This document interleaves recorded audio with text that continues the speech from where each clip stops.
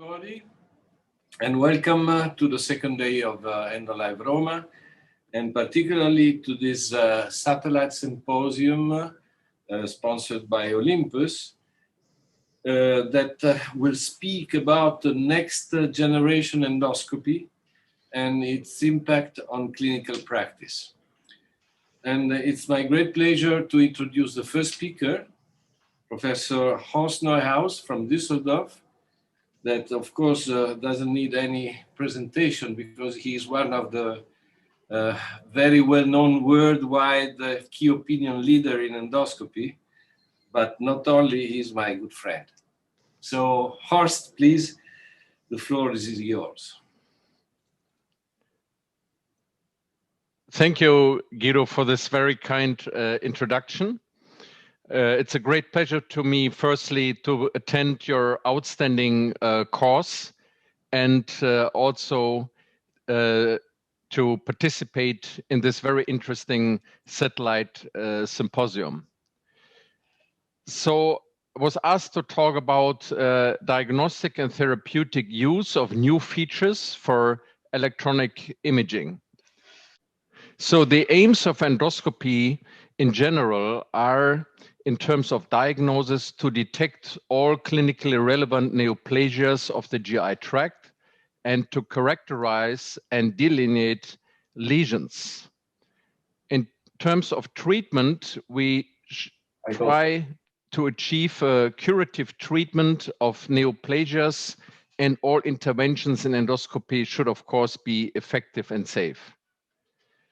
Now, Olympus introduced a new generation of endoscopes, EVIS X1, and this comes with a 5 LED spectrum technology. So in addition to the usual colors, red, green, blue, and violet, also amber was added, and I explain the background when I go into details on processing. So these technologies allow an enhancement of texture and color imaging, the so-called TXI. It implies extended depth of field, EDOF technology. Narrowband imaging is well known to all of you, NBI, but this has been improved in the new generation, in particular because the image is much brighter. Brand new is red dichromatic imaging, which is dedicated to increase the safety of therapeutic interventions. And this platform of EVIS allows also to use other Olympus generations, Xera 3, as well as Lucera Elite, which is mainly used in Japan. So the time is limited and I cannot go into details of the technological background, but just to give you a few information, firstly, on texture and color enhancement imaging. This optimized 3 elements: brightness, color tone, and texture based on white light endoscopy.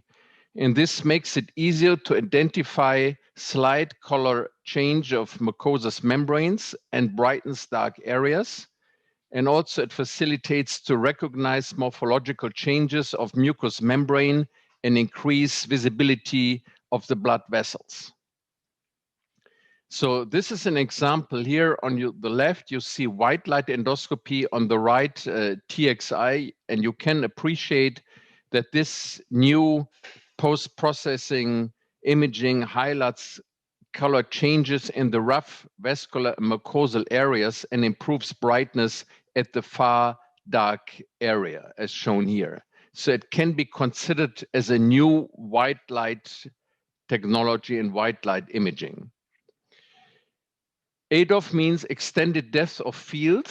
It gives you a full focus, and the technological background is that the light entering the scope's objective lens is split into 2 separate beams with different focal ranges. And the system allows a simultaneous projection of the 2 beams on an image sensor. And this generates a single image with an extremely wide depth of field, which reduce the necessity for focal adjustments and allows a high magnification via scope switch, the dual focus mode, as you know from Xera 3. So on the left, you see an image in the transverse colon with the HQ190i colonoscope.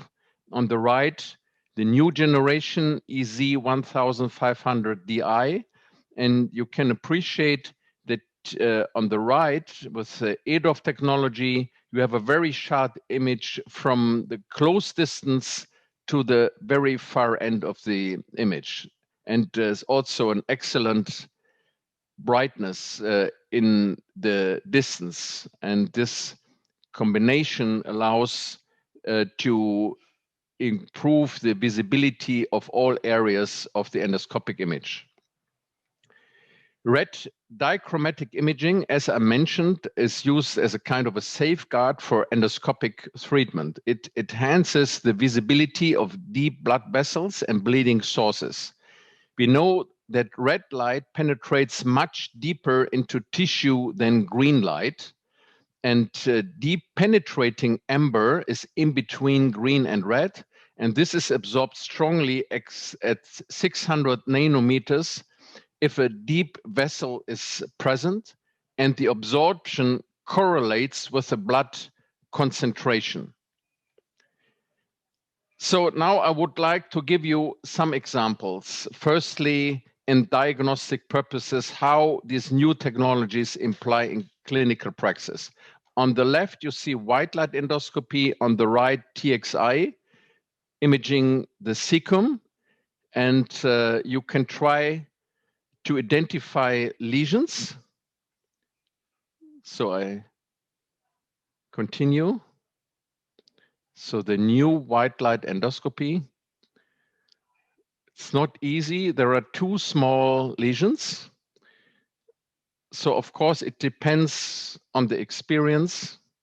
So if we now add AI, I don't go into details on AI because this will be later explained by Professor Costamagna, then the two small lesions are shown with these green rectangles. So there are two lesions, and you can decide if these can be better identified with TXI because of the improved visibility of mucosal and vascular changes. Now, we don't know if these lesions have to be removed and how to remove them, and then we switch to NBI and magnification, and you can realize that the brightness is much better compared with previous generations. So this larger lesion was just a lymph follicle, whereas this small bud here is an adenoma. You see the vascular pattern here, very sharp and clear. So this has to be removed, whereas we can leave the other lesion.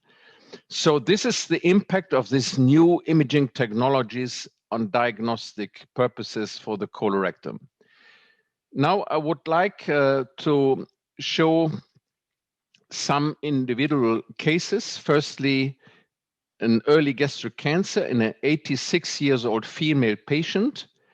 An external EGD was done because of epigastric discomfort, and the endoscopists saw erosion in the antrum. They took biopsies indicating an adenocarcinoma intestinal type. The patient was referred for evaluation and preferably endoscopic treatment, and this patient had a high surgical risk because of comorbidities.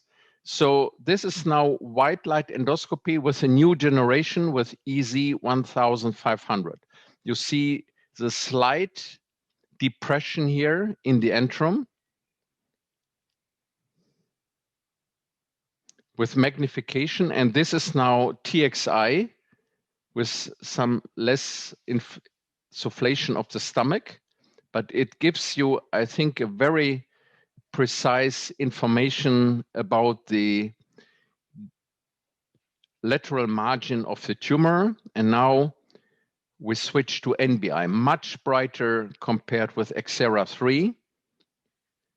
Now we magnify, and you see very precisely the irregular vessels in the depressed area, the demarcation line to the surrounding regular mucosal structure. And this diagnostic approach is extremely important, as explained yesterday in the live demonstration, before you consider treatment. So, because if you do not delineate in a correct way, then finally you may cut through the tumor, and then the pathologist cannot finally confirm a complete resection. Now we proceed to therapeutic intervention. So this is, of course, a candidate for ESD, done here with a dual J knife. So some bleeding occurs during the incision. And now we switch to RDI, and it's now easier to identify the bleeding source here, which is a small vessel in the center of the image, so that we can precisely target this vessel with a coag grasper and use soft coag mode for coagulation. So this is the advantage of RDI, because it reacts with a high blood concentration. Now we continue with dissection with white light endoscopy, and you also can appreciate EDOF, so that we have a sharp image from the close distance to the distal part of the resection area. So it's not only useful for diagnostic purposes, but also for treatment. Now we switch to TXI, which I like very much, also for therapeutic interventions, because you could easily identify the muscle layer and the submucosal layer. So bleeding again, RDI, coagulation of the bleeding spot. And then we proceed to the end of the procedure. This is white light endoscopy again. Full focus at all sides of the image, independently if you are close to the lesion or in a larger distance. So, and finally, this is the resected area, and the same with TXI. Histology showed a mucosal type of intestinal adenocarcinoma, L0, V0, budding 1, R0 at the horizontal and vertical margin, and well differentiated. So this had been a curative treatment. Next patient in the early Barrett's neoplasia, 79 years old male patient, was diagnosed already in 2018 with long segment Barrett's with high-grade interepithelial neoplasia. EMR was done in another institution twice. Then the patient developed stenosis and was rescheduled in June last year. And EGD showed a long segment Barrett's C3 M4 with moderate stenosis and a focal lesion with non-lifting sign. They took biopsies that showed an adenocarcinoma. CT scan EUS didn't show metastasis, and this patient was referred for endoscopic resection. So this is the stenosis here. Procedures done with EZ 1500. So this is obviously the lesion. Now with TXI, we can very clearly demarcate the lateral margin. NBI, brighter compared to the previous generation, and EDOF shows that we're again, even with magnification, we have a very sharp image. So we use the dual J knife to mark the periphery with a safety margin of at least 4 millimeters. Again, very important before consideration of a therapeutic intervention. And then I start to dissect and to do the incision at the distal margin. Now I switch here to magnification.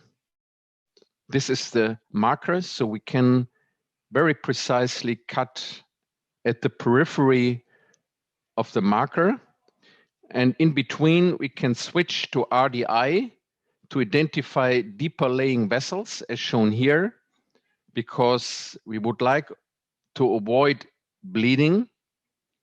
So it can be used also for prophylactic identification of vessels and coagulation. Now cutting from the proximal side, again, in between we see vessels, we switch to RDI. So we have a much better view of the bleeding side and of the course of the vessels. And now we proceed to dissection. And this is now dissection by use of TXI. We can nicely see the muscle layer at the right part of the image and cut on top of the muscle layer with a dual knife.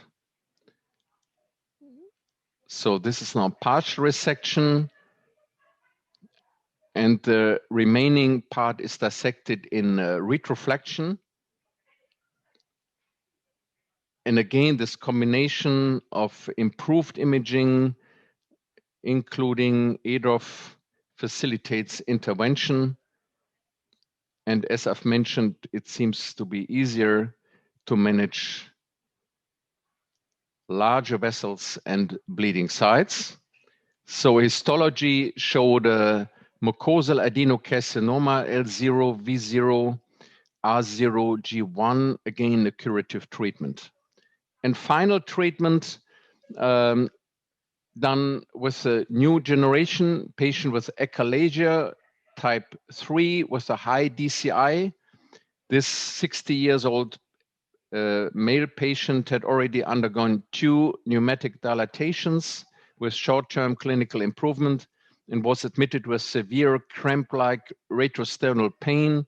And you see here the results of the manometry, severe attacks with polyps obstruction, ECAT score 6. And here we are already in the tunnel, but now we use the Lucera system, HQ290. This is mainly used in Japan, and when you want to use this other imaging technology in Western world, you need another processor, but now it can be also used with the EVIS X1, the platform, with the same processor. RDI, very precisely, we saw the vessel here, which can prophylactically coagulate it, but bleeding can sometimes not be avoided. And now you can see the difference. It's with red color and a lot of blood. It's difficult to identify the bleeding source. And this is important, of course, because we don't want to coagulate a lot to minimize thermal injury of the tissue.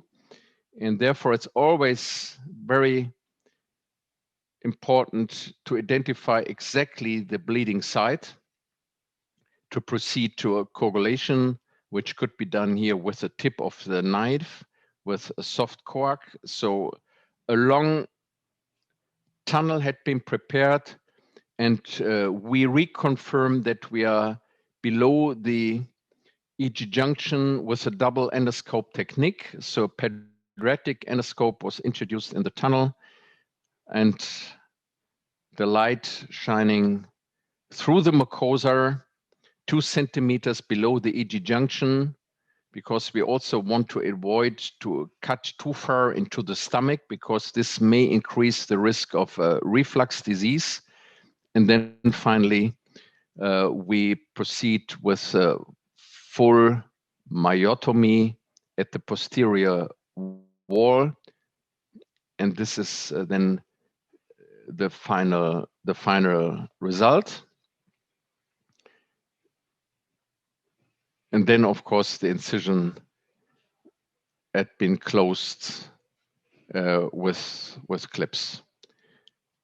So I would like to conclude this new technologies, new features for electronic imaging, including TXI, EDOF, NBI, and RDI, promise to improve highlighting even minor color and structural changes of the mucosa, sharpness and brightness of imaging even at far dark areas, to improve detection, characterization, and delineation of early neoplastic lesions, the efficacy and safety of therapeutic interventions, and the quality of endoscopy for all skill levels.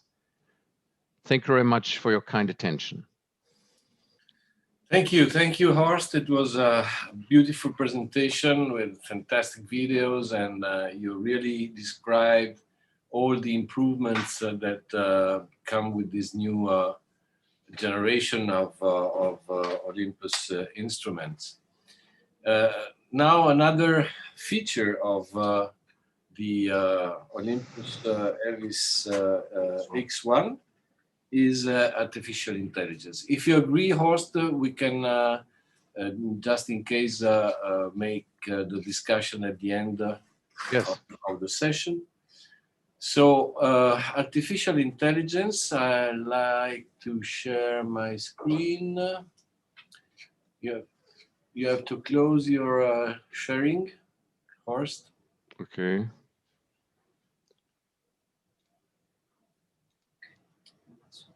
Okay. We're closed. Yes, thank you.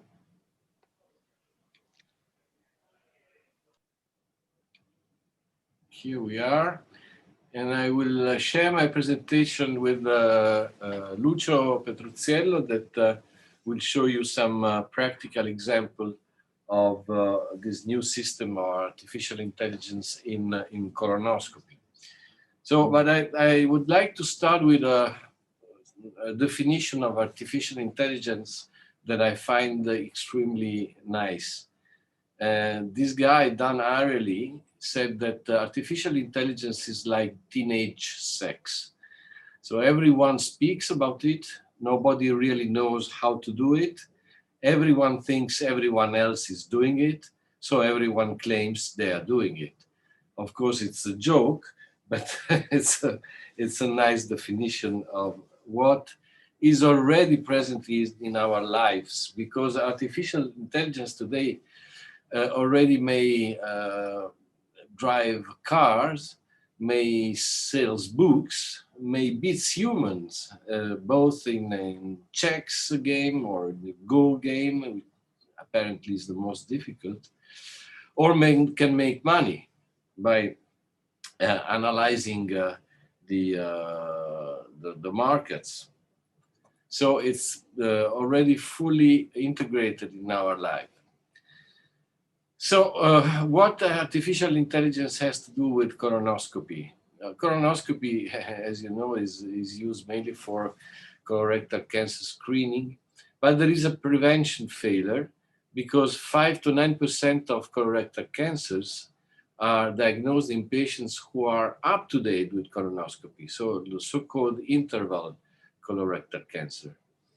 So in a typical career of an endoscopist with 20,000 colonoscopies, he will fail to prevent up to 80 to 100 colorectal cancer, which is probably too many. There are 4 plausible explanations, assuming that the colonoscopy interval was correct based on family history, genetic risk, and prior findings. Missed polyps or colorectal cancer, we miss 1 every 3 to 4 adenomas. And this is the most important reason for prevention failure. Then incomplete polypectomy, then inaccurate pathology, or a very small proportion, at least in Western countries, of de novo progression. The overlooked lesions are due to incomplete mucosal exposure because of the complexity of colorectal anatomy, blind spots, especially angles or behind the folds, suboptimal technique in the withdrawal phase of colonoscopy, or failure to recognize the lesion. So the endoscopist misses a lesion present on the screen, but he doesn't see it.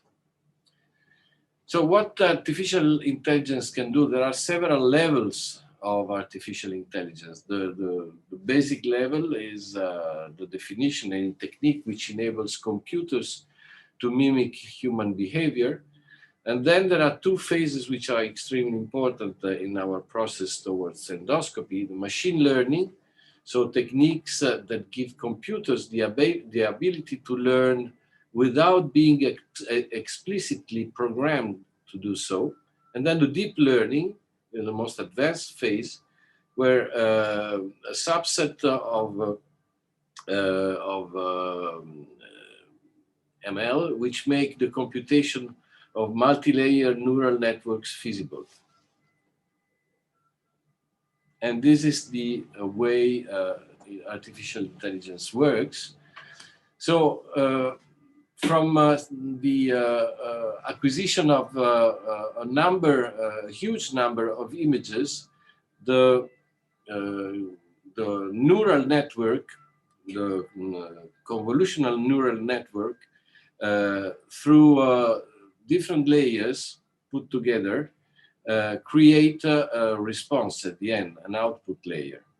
And from the basic activities that this mechanism can do, from classification and localization of a lesion, but also to detection and making the difference from lesion to lesion, or and finally also the segmentation of the lesion, so putting in the border of the lesion. And this can be used for detection, characterization, and delineation, segmentation of the polyps. But artificial intelligence is generally interesting in several fields of medicine. In radiology, for instance, on the left, there are two examples of early breast cancer, which were not recognized by a court of radiologists, but a part of court of radiologists, and were correctly identified by the artificial intelligence analysis of the images. But also in pathology, because augmented reality microscopes and real-time artificial intelligence may analyze and characterize the lesions probably better than a human view. And finally, also in dermatology, where you see the very extremely high sensitivity of artificial intelligence in recognizing and correctly classifying carcinomas, epidermal carcinomas, or melanomas. If we have a look at the literature, you can see that the number of papers concerning artificial intelligence for GI endoscopy, and particularly for colonoscopy, have steadily increased during the last decades. And of course, in recent years, they have almost doubled compared to only a couple of years ago. This is to underline the interest that we have in this technology. This is the first paper published in 2018, but the first ideas with the use of artificial intelligence in colonoscopy go back to 2012. That showed, this paper showed that deep learning may localize and identify polyps in real time with a 96% accuracy in screening, in the setting of screening colonoscopy, which is extremely high, even if the number of images on which the machine was trained was not extremely important. And furthermore, the additional polyps found were more than 20% compared to normal colonoscopy. These are examples of this system coming from the same paper. So the accuracy was over 96%, and the false positive rate was less than 10%. course, the human brain has his role to rule out false positive indications of the machine. In the last years, a number of meetings, of seminars, of webinars have taken into discussion the evolution of this technique, and a new acronym was created, the so-called Computer Assisted Detection, CAD, which is now the acronym that we use for application of artificial intelligence in colonoscopy. Looking at the literature, in this recent meta-analysis published by Cesare Hassan this year, and taking into account the 4 studies from China and 1 study from Alessandro Repici in Europe, it was shown that the advantage of the use of artificial intelligence was definitely approved, let's say, and there was a relative increase in adenoma detection rate of more than 40%, so even better than the first studies. Again, this was true not only for small polyps, but also for medium-sized polyp, 6 to 9 millimeters, but it was true also for big polyps, more than 10 millimeters, which with the new guidelines are classified as advanced lesions. So this is true for all kinds of polyps. This is the new computer-assisted detection system of Olympus, EndoAid, and it has been created with the technique, let's say, of the convolutional neural network algorithm. It has been trained with a very, very large number of high-quality images. It works both with wide likes and also with TXI, the texture and color enhancement imaging that was so well described by Horst Neuhaus. It's very reliable with very few false positives, and it's a real-time technique, few milliseconds to allow the signal activation of the system. The software and the new programs are installed and updated remotely. May be also updated remotely or via USB. So I give the floor now to Lucio Petruzziello that has already tried this system in several cases to show you some real-world case. Lucio, please, take my place. Thank you, Guido, and good afternoon, everybody. And in Gemelli Hospital, we have been using this artificial intelligence system in the last 4 months. So we have some experience, and I want to show you how it works. First of all, these are images that show the detection of lesions under various conditions. And you see this artificial intelligence system creates a green square or green squares around the lesion detected. So the green is a very highlighted color, so the lesions are very evident.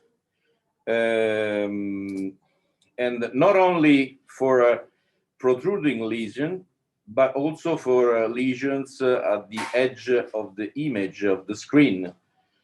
And also for lesions that are in background or are in a darker area of the vision of the field. And of course, even for flat lesions. So now I will show you some video clips. I want to ask you to play a game and to try to detect the lesion before the artificial intelligence. So we start with the insertion phase of colonoscopy, you see the target modality is on, so the artificial intelligence is working. And usually we search for polyps in the withdrawal time, but in the withdrawal phase. But even in the introduction phase, in the insertion phase, we can switch on the system. So in this video clip that is in real-time speed, you can see there are no activations on the folds, but there is one activation on a diminutive polyp, an adenoma. And this is the Cecum. The TXI is on, so we are on the TXI light. And okay, there is a small polyp, and here is the green square that detects the diminutive adenoma, even in this case. Okay, a little more difficult. Always in the Cecum. Okay. So you can see how fast is the activation of the system, even if the polyp is in a not ideal position. And this also is an adenoma, a very small adenoma. Okay, even more difficult in the Cecum, fast moving with the scope. Let's try to detect the polyp. Ooh la la. Okay, here it is. Very, very small, maybe 2 millimeters. And I didn't see the polyp before the artificial intelligence. Okay, so this clip is to show you that the activation of the signal is very fast, and it works even in with the lesions in the background. So see how the signal follows the lesion, and so it's very, very fast. Another thing is that even if the polyp is in a not ideal position, is not completely evident, so the artificial intelligence can see it. Okay, this is a small polyp behind a fold, and even if we are too close with the lens, the artificial intelligence see the polyp. It works even for very flat lesions, like serrated sessile serrated lesions. Here we can see very well this lesion because it's we are the TXI on, but the artificial intelligence highlighted this very flat sessile serrated polyp. Another one with the mucus cap. It works even with the mucus on the lesion. And it works also with fluids and with the residual stools. So here is the diminutive polyp in the sigmoid. It's identified by the system. We are in the sigmoid, in the withdrawal phase. If there are no polyp on the screen, no activation of the signal, so very few false positive activation. Okay, this is the left colon, and this we are in the proximal sigmoid. We are trying to look behind the folds. We are working the folds, and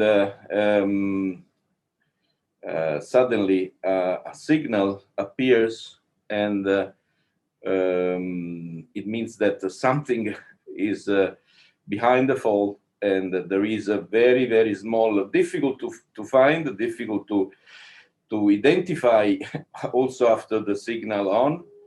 There is a very small lesion, maybe 4 or 5 millimeters lesion. Another even more difficult lesion to find, we are in the distal sigmoid in the same patient, and we are going back and look at this sigmoid. Oh, there is an activation here, maybe a false positive.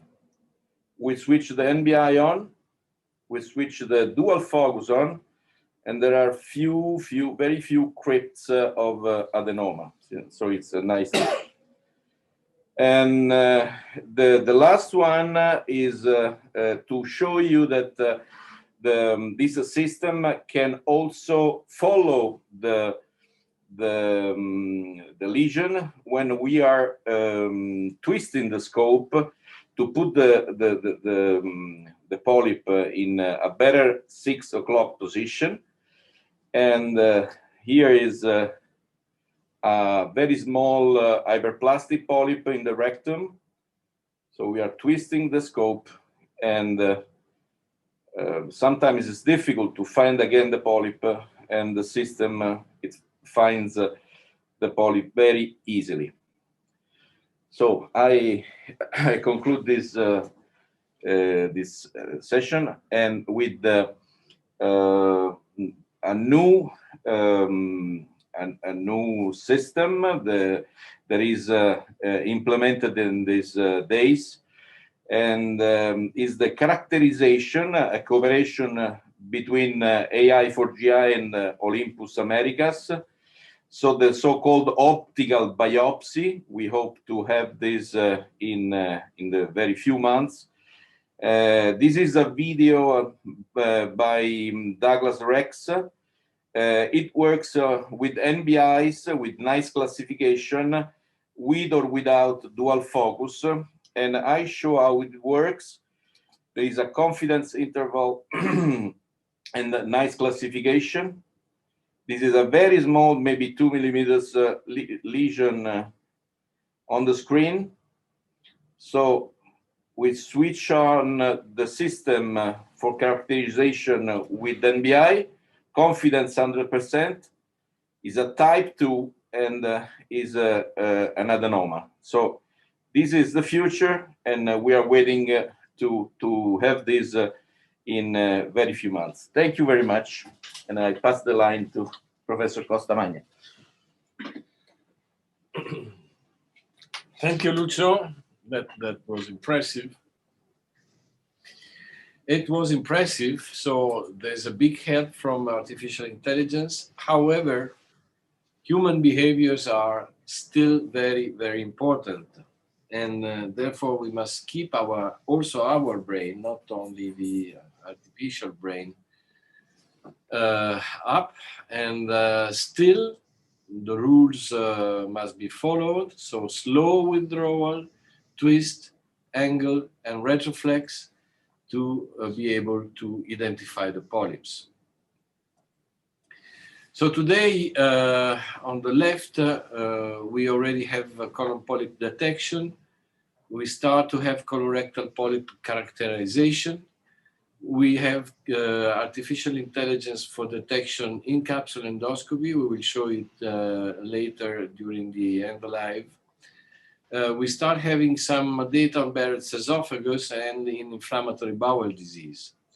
And the future will be also applied probably to esophageal neoplasia, to gastric neoplasia, and full workflow system will be developed, taking into account and evaluating the quality of examination, the bowel prep grading, and also to prepare a final endoscopy report just using the artificial intelligence. So to conclude, I think that the best is yet to come.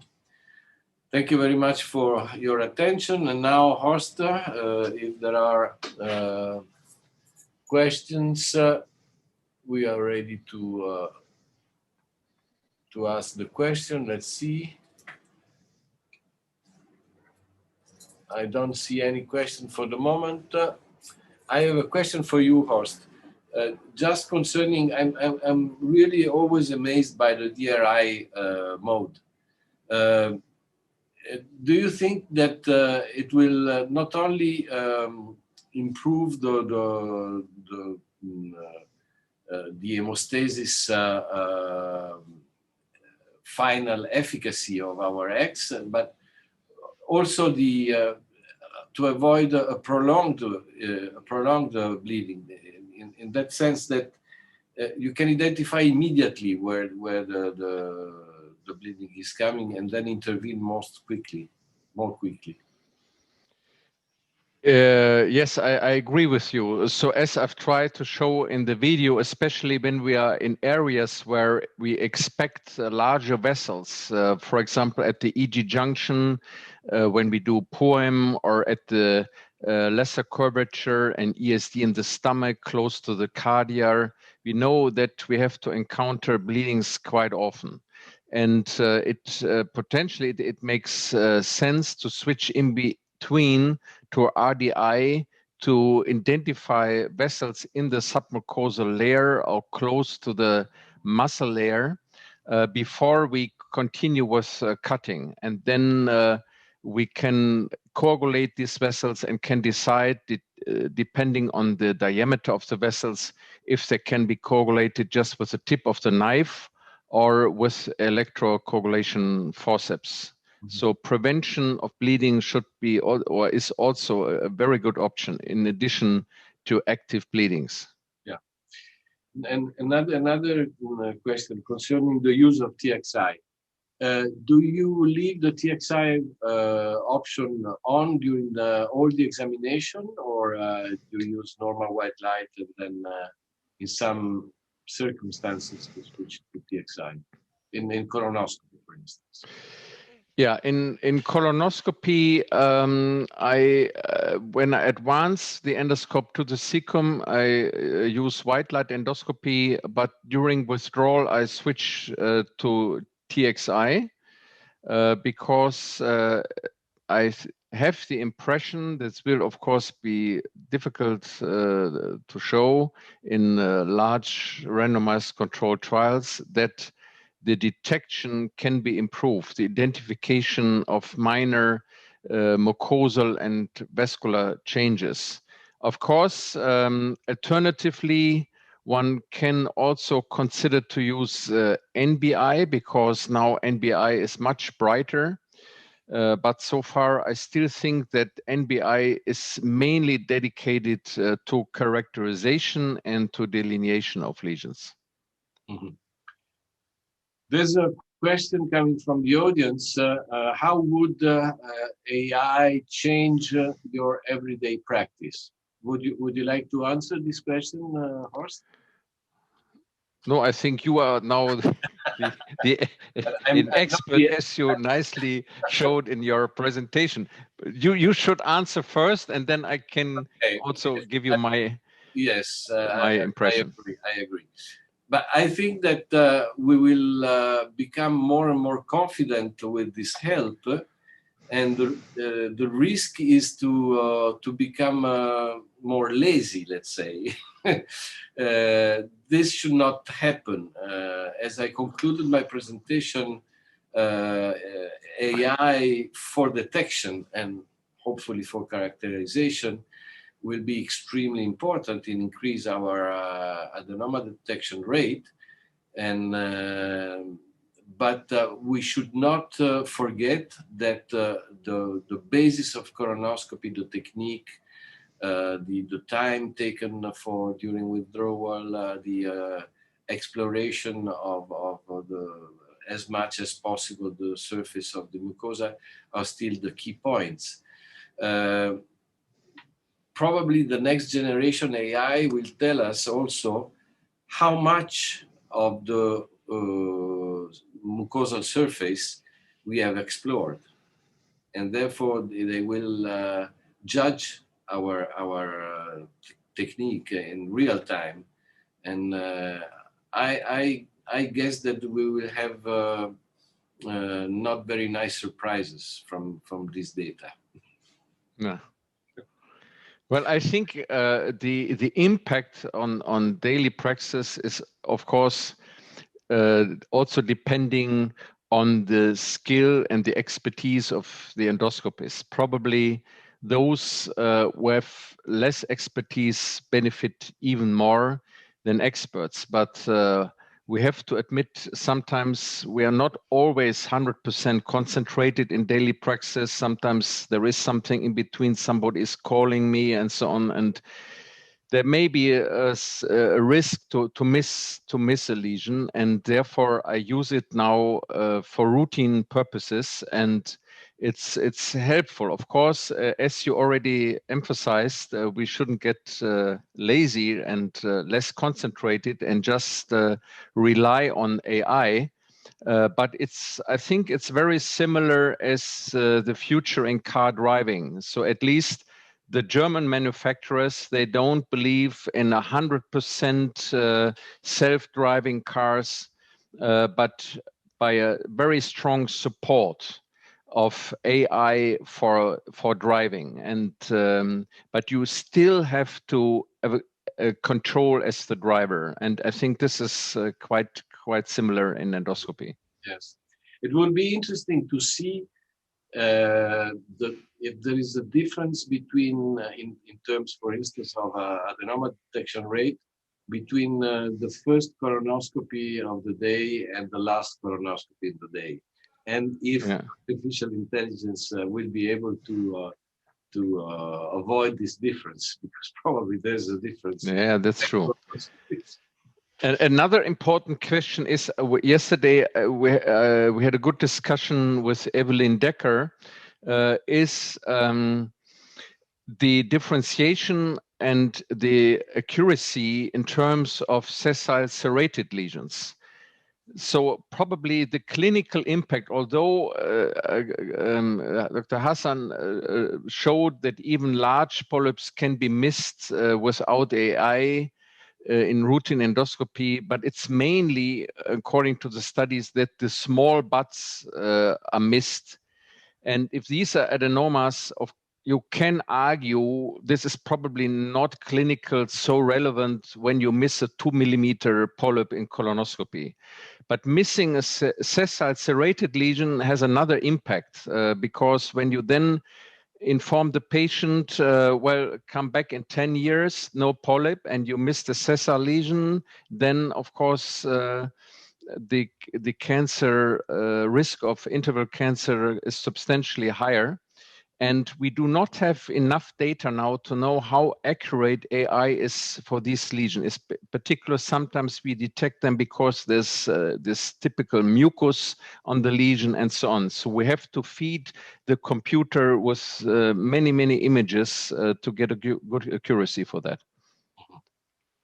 Okay, Lucio, do you have a comment on daily life? Yes. I'm wondering if the policy of detection and discard will be implemented in the next years for at least left side polyp. What do you think about this policy? This is a difficult topic. So what is finally the threshold which is acceptable? Can we just rely on the PV data? So is these requirements enough to argue to leave these lesions? Of course, in daily praxis, when you see in the rectosigmoid, when you see a typical small hyperplastic polyps, I think many clinicians don't take any biopsies, even without AI, because the risk of missing a sessile lesion at that site is very low. But in the right colon, just to trust and to rely on AI to leave a flat lesion is, I think, will take some time to prove that this is really accurate enough. So thank you very much. Okay.